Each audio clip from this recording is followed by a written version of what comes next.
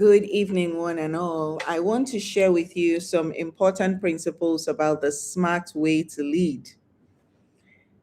The important principles about the smart way to lead. So that's what we're going to talk about today.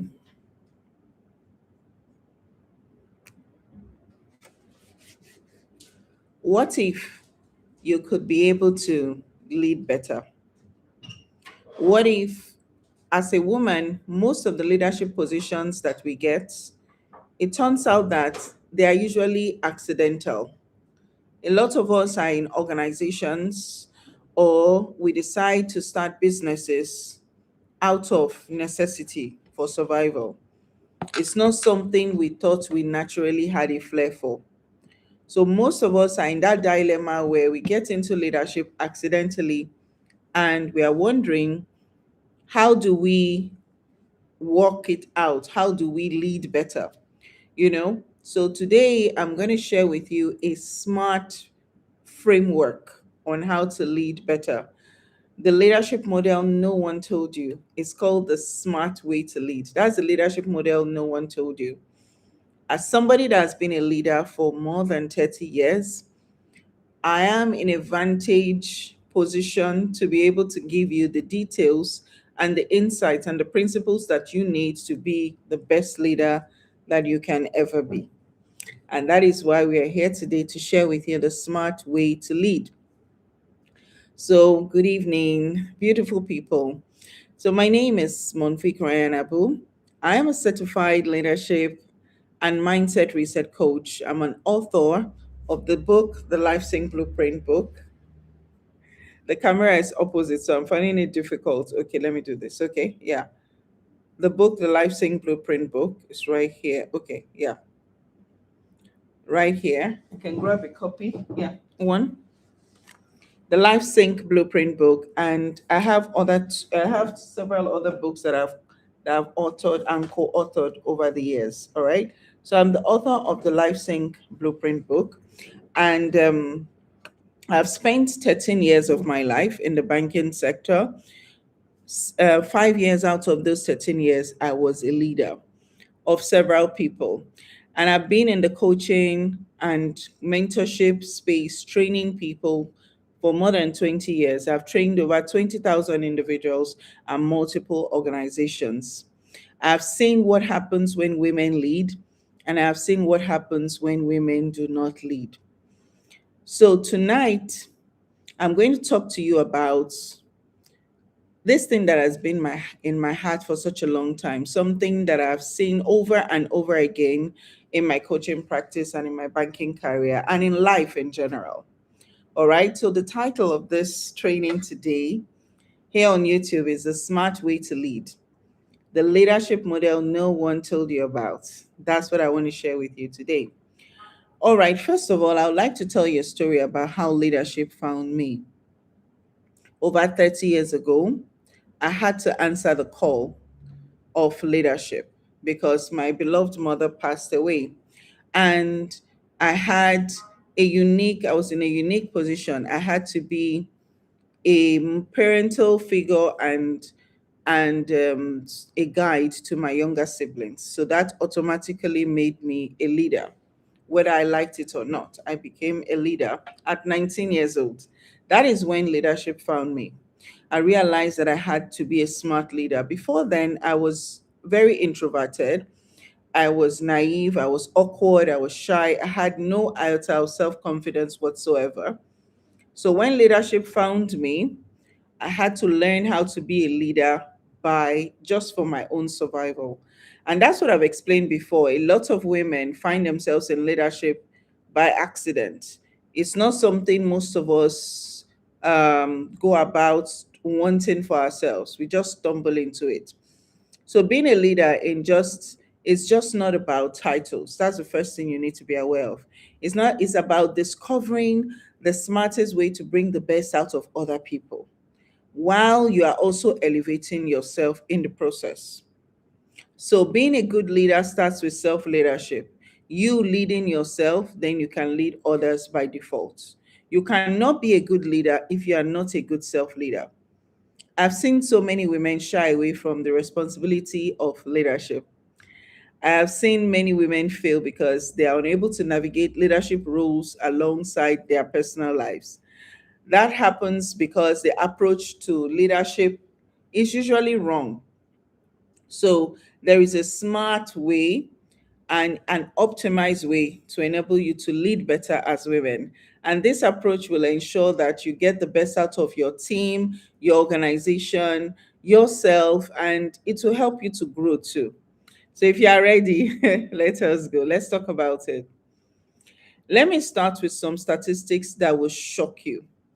Okay, according to a report by McKinsey and leanin.org, which was it said that that report said that 29% of senior management positions globally were for women. Only 29%. Only 29% of senior management level jobs are occupied by women. Only 29%. This is a global statistics.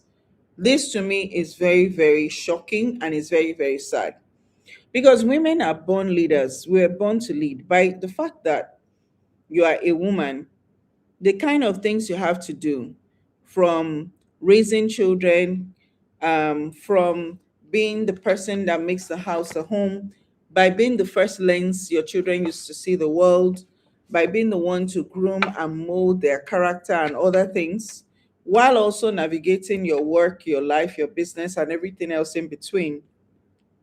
And you are still able to do all of this and then some, that automatically makes you a leader by default.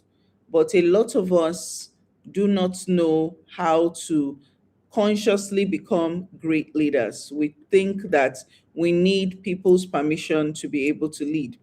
So these statistics are so shocking. Only 29% of women globally, all over the world, are leaders.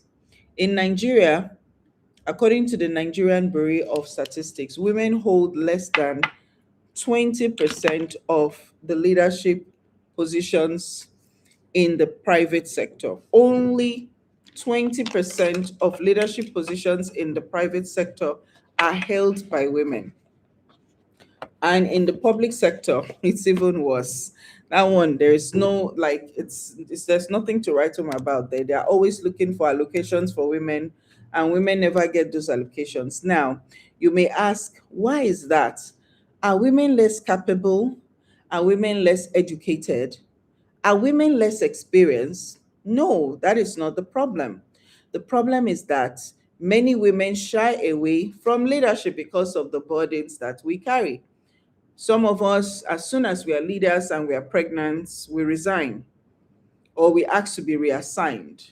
Some of us, of course, when we go for maternity after giving birth, sometimes they put a man in charge and you find yourself, you are not able to get back into that position when you return to work. And because of these burdens we carry, when we lead, we are often used as placeholders for the men in the corporate space. We are put in positions where we are expected to do the work, but we are not given the authority that comes with the responsibility that we carry. We are expected to clean up the mess, but we are not given the credit when we clean up the mess. We are also expected to bridge the gap for someone else to walk across, and we are not even given any credit for being that bridge in the first place. So I've seen this so many times in my banking career. I saw women who were more qualified than their male counterparts, who had more experience, who had better results to show for their experience. But when it came to the time for promotion, the men were chosen and the women were discarded. Why? Because the women were seen as unreliable.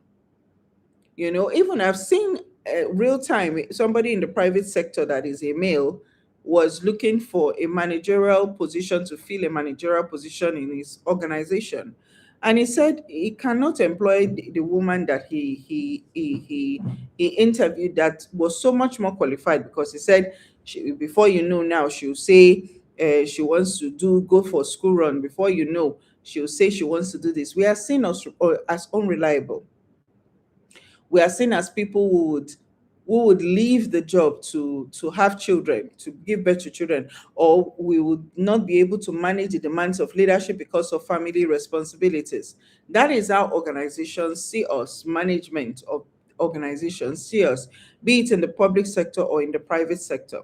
So this narrative needs to change, and that change must begin with us.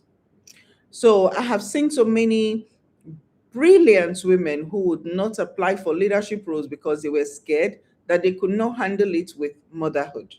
I have watched these women shrink, and I've watched them settle for less, settle for mediocre positions that they are overqualified for. I've watched them stay in positions where they were undervalued because they believed that they could not handle more. So for me, I have 6 children. All through my banking career, I was raising my children. In fact, I was talking to my former bank manager yesterday when I was a junior staff, and he was asking about my children. And he was telling me how they were so tiny, and I'll bring them to the office to do work when, especially when in the evenings when I pick them from school. So I was able to navigate, and that's what this book, the Life Sync Blueprint book, is all about, helping you to navigate motherhood with career, and not having to choose your career over your motherhood, or having to abandon your career because you want to be a mother, or become a mother and now just stay at home and not work, or not marry or have children at all just so you can work. You don't have to choose between the two. You can actually navigate both together. And that's how I did it, raising 6 children. And I can tell you, it was a lot that I had to carry. And there were times when several of my children would be ill at the same time. Even as a manager with authority, at some point when I became a manager, 7 years into the banking career, I still struggled. I still questioned whether I could handle it, or I still doubted myself. I'm just being honest with you all here. But I did not let that doubt to stop me. I showed up, I led, I grew, and I learned that the approach to leadership is often wrong. All right? We are told that to be a leader, you must be tough. You must be commanding. You must be aggressive. You must sacrifice everything, your health, your family, your peace. But that is not the smart way to lead. There is a better way. There is a smarter way. And tonight, I am going to show you that way.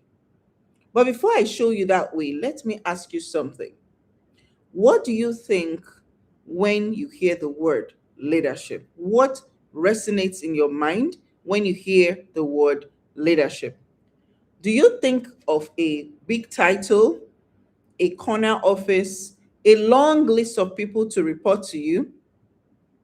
If that's what comes to your mind, you are not alone. Most of us have been taught that leadership is about position, about power, about being the one in charge. Like they say in Nigeria, the oga at the top. But let me tell you the truth.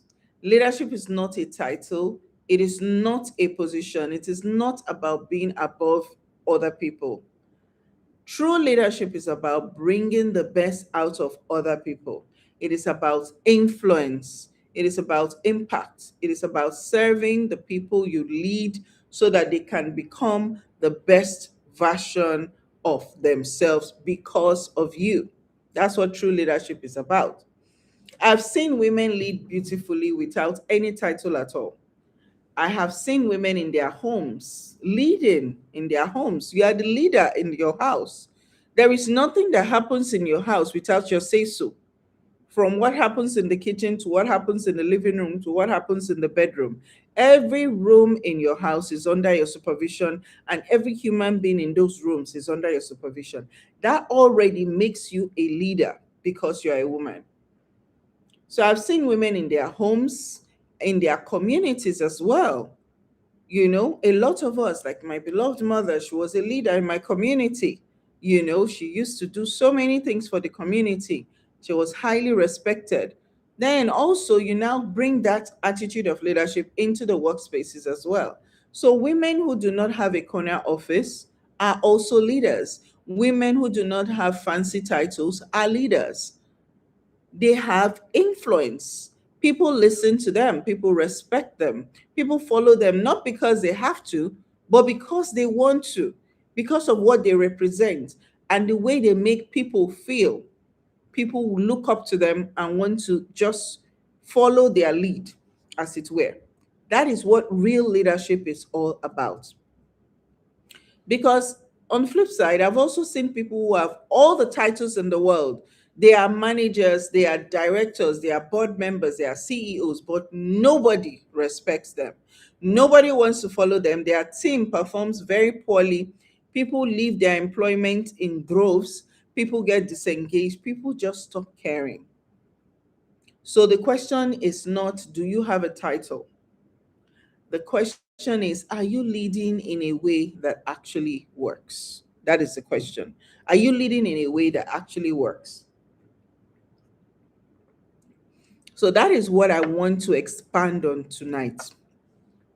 That way that works is a smart way to lead. So you see, a lot of people struggle in leadership not because they are incapable, but because they are trying to lead the way they have been told to lead, the way that was created in a different time, the way that works in a different world, the way that does not account for the realities of modern day and modern life as it is today, especially with technology and everything that we go through and experience in today's time.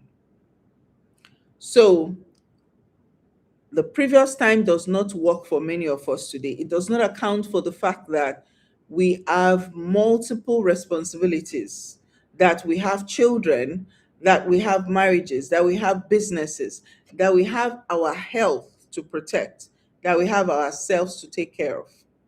When we try to lead the old way, we burn out, we sacrifice ourselves, we lose our peace, we lose our health, we lose ourselves. But the smart way allows us to lead without losing ourselves. A way that allows us to bring our whole selves to the table. A way that works for anyone who is willing to lead differently. So that is what I am giving you tonight. A leadership model that is not about sacrificing yourself, that will make you burn out, that will make you exhausted, that will make you feel drained. I'm giving you a model that is about elevating yourself while you also elevate other people. I have taught this model to people in corporate organizations, in small businesses, in one on one coaching with my clients, and in their personal lives and in business as well. I have seen it work time and time again because it's based on principles. Principles always work, regardless of the situation or the circumstance. Principles always work. All right. So I have seen leaders transform their teams, their careers, and their lives using this principle that I want to share with you in this model. And tonight, I'm going to share it with you. Now, you know me. If you know me well, you've ever listened to any of my courses or my trainings or here on YouTube, watched any of my videos, or if you follow me online on other social media platforms, you know that I love acronyms. I love breaking down things into small, memorable frameworks that you can carry with you. That way you can never forget. I do this because I know that life is busy. So it makes it easy for you to write everything down that you're learning. You take your notes and you write it down. And this is a time, if you've not been writing, there's a time to write down everything that we are learning today. This moment right now is the time to do so. All right. So I love breaking things down into simple, memorable frameworks that you can carry with you anywhere you go. I do this because I know that life is busy. I know that you do not have time to remember long, complicated theories. You need something you can hold on to. You need something you can recall in the middle of a difficult conversation, and you now remember what's the acronym that she taught with this principle, so that I can remember quicker. So that's why I always use acronyms. So something that will guide you in the decisions you make, when things get tough. So I want you to remember it quickly. All right. So today I'm giving you another acronym that will help you remember what we are teaching today really quickly. And this acronym is the SMART leadership model. So the title of this program is A Smart Way to Lead. So making it easy, I'm giving you the smart way to lead, basically. SMART. SMART. So smart. So I chose the word smart intentionally, not just because it's easy to remember, but because that is what smart leadership is all about. All right? It is intelligent, it is strategic, it is effective. It is the opposite of the old way of leading, the way that burns you out, the way that makes you sacrifice everything, the way that leaves you exhausted and unfulfilled. So let's start with the letter S. What does it mean to be a smart leader? That's the first alphabet, S. So it means that you have stability. That's what S stands for.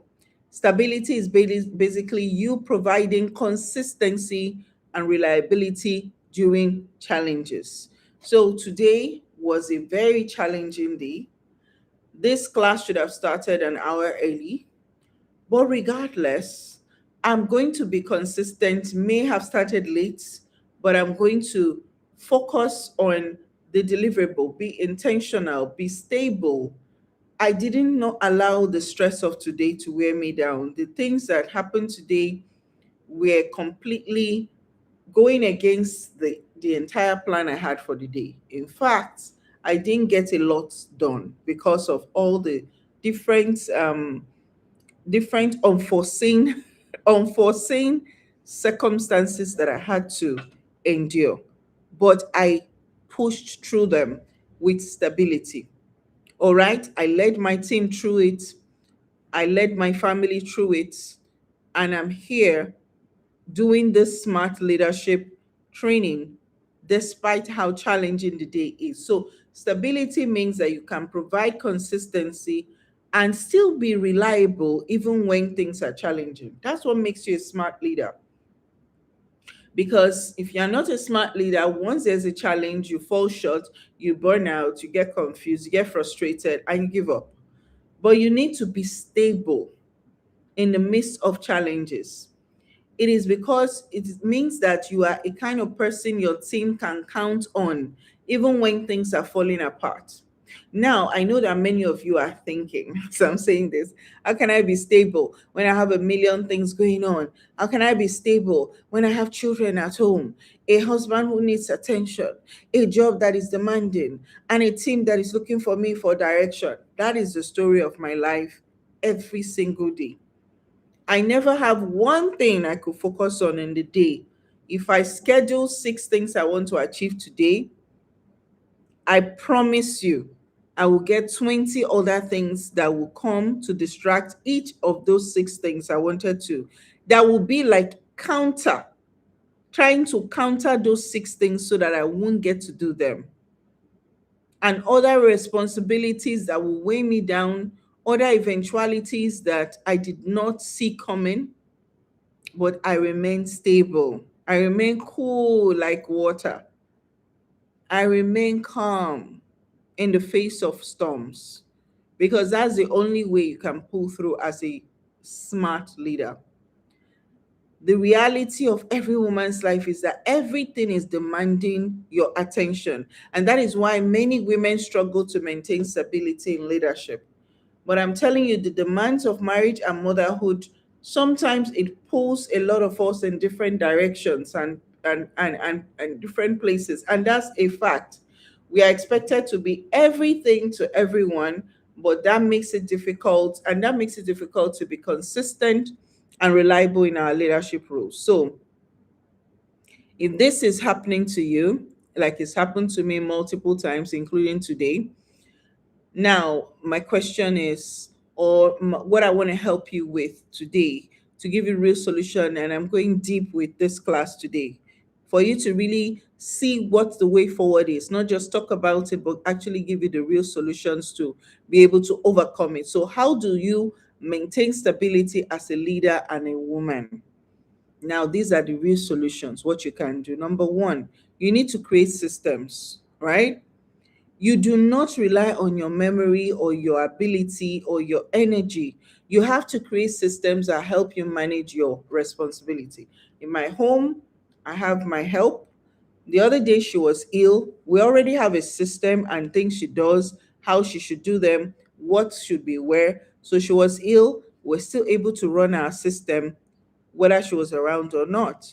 Today, with all the challenges I had a system with my team, with work, and I delegated different work stages to different members of the team in order for them to be on top of it, right?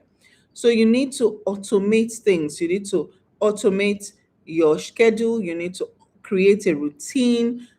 When you have a system in place, you do not have to think about everything. You just follow the system. So in my book, in this book, the Life Sync Blueprint book,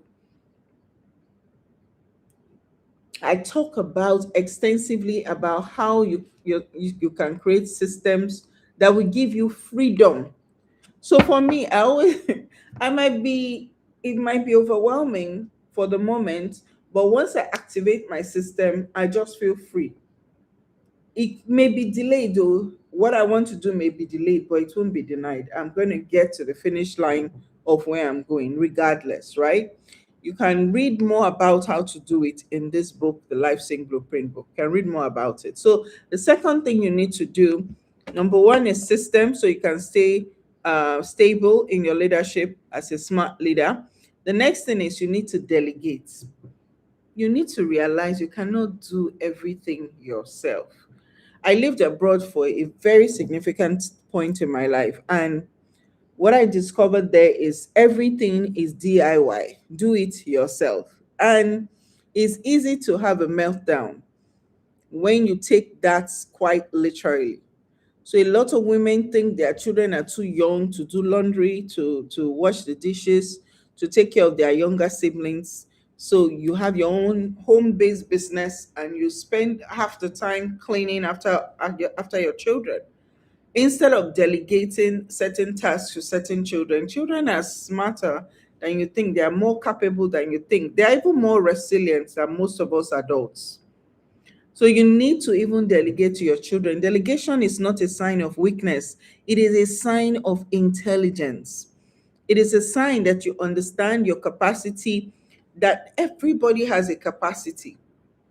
If this is your capacity, for example, this high, that's your capacity at the moment. You can plan to get above this capacity by getting coaching, mentorship, support, and all the things. But you can't go above this capacity because you want to go above the capacity. You can't just wish it into reality. Once this is your capacity, this is it. This is it. So anything that goes above this, you need to delegate it. Delegate tasks in the office to your team members. I remember back then when I was in the bank, I used to always like to do things for myself because it was faster, it was quicker. I didn't have to seek feedback, I didn't have to micromanage. I just went ahead and did it myself. So at some point at our NPR meeting, one of my supervisors now said, Monfik, you're a one woman machine. You cannot do all of these things by yourself. And when he said it, I now knew I'm not a good leader if I'm not able to delegate. So I had to look for members of my team that I knew had the ability to do the work and delegate to them, right? So delegate responsibilities at home, at the office. You cannot be a one woman show, all right? That's one way to stay stable in the face of challenges all the time. So the third thing you can do is you need to set boundaries. Oh my God, this one is so important. I worked with a coach once that said, a stranger cannot distract you. You realize that boundaries need to be set even more with the people you love, people that are closest to you, friends and family, because there are certain things you want to do and they will come with what they need you to do for them. So you need to let them know. And I went into so much detail in this book, the Life Sync Blueprint book, as well, about the importance of boundaries. So you cannot be everything to everyone. You have to learn to say no. You have to learn to protect your time and your energy. You have to set boundaries with your team, set boundaries with your family. Your time is precious. Do not let other people steal it from you. All right. Then the next thing, the fourth thing you must do to be stable, and the first S of being a smart leader, you need to prioritize self-care. You cannot you cannot pour from an empty cup. This cup is full, so I can decide to pour from it into another cup, right? I can decide to pour a little bit into this cup. But if this cup is empty, I cannot pour. And you must fill your cup. Fill yourself up from your cup. Anything that is left, you can pour for people, but fill yourself up first. If you are running on empty, you will not be stable. You will break. Take care, you will break if you are running on empty. You will not be stable. You have to take care of yourself. You need to sleep well. You need to eat well. You need to exercise. You need to meditate. You need to breathe. You are the foundation for your leadership. All right. If you are crumbling, everything else will crumble with you. That's what I noticed as a mom. I was saying, I'm doing so many things for everyone else. I don't have time to rest and take care of myself. But by the time I break down, everyone else breaks down as well. So I decide to prioritize my self care and I say, no, I can't do that thing today. Even to my loved one, I can't, so that I'll be able to do something better for them tomorrow. If I say no to them today, I can say yes to them tomorrow. All right. But if I keep saying yes to them every time, at some time I will crash and burn. And the no that will come later, it will not be because I said it, but because I just could not find the stamina to be able to even do it at all. Maybe I didn't even have the I didn't even have the energy to voice the no because I'm broken down and burnt out. And that is why they now have to live with the no. And you find out that nothing bad will happen to them when they live with that no. Their life will continue as is. Meanwhile, you wanted to kill yourself to make them be able to live in the first place. So you need to prioritize self-care so that you don't break. You need to eat well, you need to exercise, you need to meditate, you need to breathe. You are the foundation of your leadership. So if you crumble, everything else will crumble with you. So the fifth one for stability is you need to practice resilience. You need to practice resilience. Challenges, know that challenges will come. Things will go wrong. People will disappoint you, betray you. Plans will fail. That is life. But resilience is what will keep you stable. Resilience is the ability to bounce back. It is the ability to keep going even when things are bad. That's resilience. When you have these things in place, these five things I've mentioned, when you have them in place, you are going to be stable. Your team will trust you, they will follow you, and even in the most challenging times, you'll be the rock that holds everything together. Very strong. All right. So the next alphabet in becoming a smart leader is M, motivation.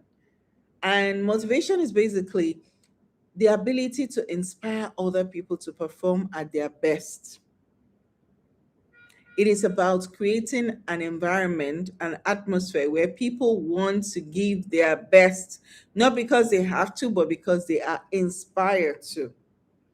I always show up my best. So I inspire the best in my team. They keep improving, they keep surprising me with their abilities, right? I am so happy with their development because they are always motivated.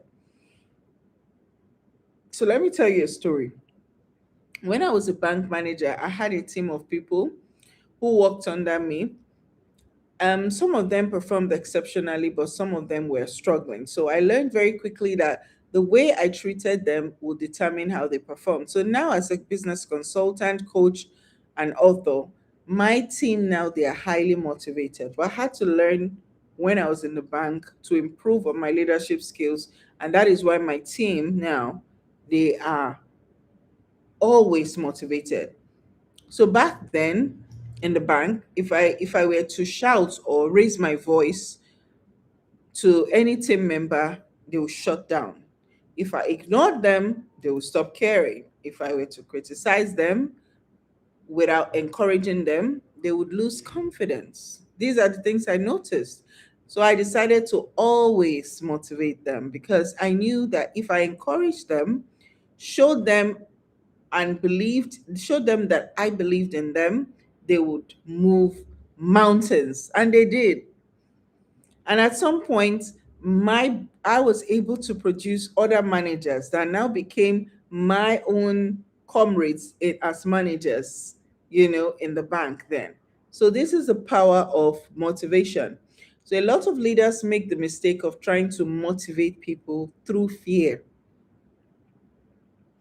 They think that if they are tough enough, if they are demanding enough, people will perform.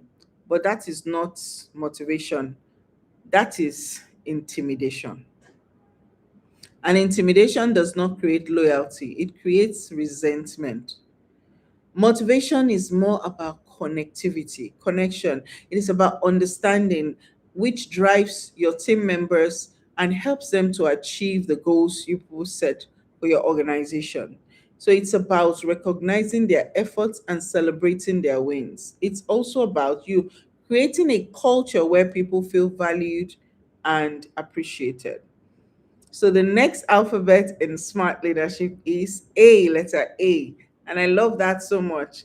It forms one of the building blocks of my coaching practice, and that is action. Action. Being action oriented is a key principle of being a smart leader. I always tell people action takers are change makers, and action takers are money makers. See, when you want things to go bad, all you have to do is not do anything. You don't need to do anything. Things will just get bad. If you sit in your house now, you decide, I'm not going to clean it, I'm not going to do anything, I'm just going to sit down. The whole house will become dirty. If, for example, if you plant a seed of a beautiful flower or a beautiful plant, you have to take action every day to make sure that plant is growing, is you water it, you put it outside in the sun, and you always check on it, make sure the soil is good, and you just make sure that plant is doing well. Always take action. But if you don't do anything, you leave that plant that way, weeds will just come over and just derail, and that plant would be submerged by weeds and won't be able to grow. When your life you if your life is going bad, find out you have not taken the action step you need to move forward. You've let things slide. You are in a place of inertia, an object that is at rest. You are not moving at all. Then you realize that things are not going your way and you're not achieving your goals because you are not taking the necessary action steps required to do so. So, being action oriented is about you taking the initiative that will drive your progress in life. It is about you being the person who starts things and lets other people follow. Is a key leadership principle, being an action oriented person. It is about you leading by example. One of the biggest mistakes leaders make is thinking that leadership is about telling people what you want them to do while you sit back and relax. No, that is not leadership. That is delegation. That is delegation without direction. That is entitlement without effort. If you want to lead effectively, you must be willing to do the work. You must be willing to get your hands dirty. You must be willing to show your team that you are not above them, you are with them. There is a reason you are leading them. It is not because you are better than them. No. It is not because you are more important than them. No. It is because you have a vision, you have a direction, and you need them to help you to achieve that vision. That's why you are in front and they are behind you following your lead. That is why you are leading, because you cannot achieve that vision by yourself. You can't. You cannot. So the next alphabet, the second to the last principle to help you to be a smart leader, starts with the letter R, and that is responsibility. Responsibility means you take action, sorry, you take ownership for the decisions and the actions and the outcomes in your leadership journey. You take ownership. You take it as yours. That's now your identity. It is about not always looking for someone to blame when things go wrong. It's about being accountable. One of the things I have noticed really in my leadership journey is that many leaders are quick to credit and quick to assign blame. They are quick to take credit and they are quick to assign blame. When things go well, they say, I did this. Mhm. When things go wrong, they say, they did that.